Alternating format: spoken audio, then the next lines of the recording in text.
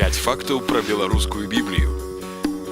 Біблія – гэта першая кніга, надрукаваная на беларускай мове. 6 жніўня 1517 года ў Прадзе пабачыў свет псалтыр, надрукаваны Францыскам Скарынам. А пасля цягам 2 гадоў былі выдадзеныя яшчэ 22 кнігі Старога Запавету, а ў Вільні Скарына надрукаваў яшчэ 22 кнігі Новага Запавету. Біблія Скарыны – гэта другая друкаваная Біблія ў славянскім свеце. Да скарынаўскай з'явілася толькі чэшская. У 1488 годзе ў Прадзе выйшла першая Біблія, праз год у Кутнай гары надрукаванае другое выданне. У 1506 годзе ў Венецыі выйшла яшчэ адна Біблія на чэшскай мове, якая стала адной з галоўных крыніцаў пры падрыхтоўцы Скарынам сваіх перакладаў святога пісання. Беларусы надрукавалі Біблію на сваёй мове 8-мі ў свеце. Тэксты святога пісання на беларускай мове былі надрукаваныя на 8 гадоў раней за Біблію па-ангельску, на 34 гады раней задрукаваны польскі пераклад, на 300 гадоў раней за расійскі пераклад.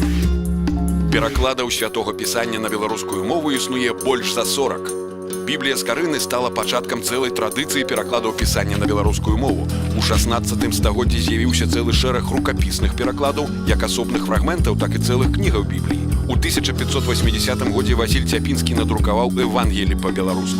У 1931 годзе выйшаў новы запавет і псальмы ў перакладзе Дзеку Змалея і Луцкевіча. У 1973 годзе ў Нью-Йорку выйшаў беларускі пераклад усёй Бібліі ад Янкі Станкевіча і Майсея Гітліна. Зараз беларусы маюць у друкаваным выглядзе 3 поўныя пераклады ўсёй Бібліі і 7 перакладаў Новага Запавету, не лічачы перакладаў па асобных біблійных кнігаў.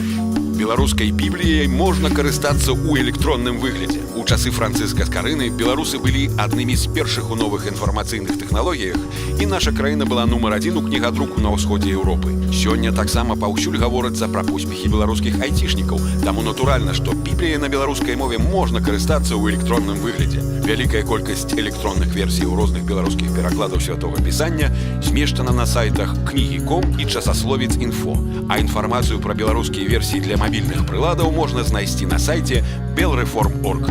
Чытайма разам!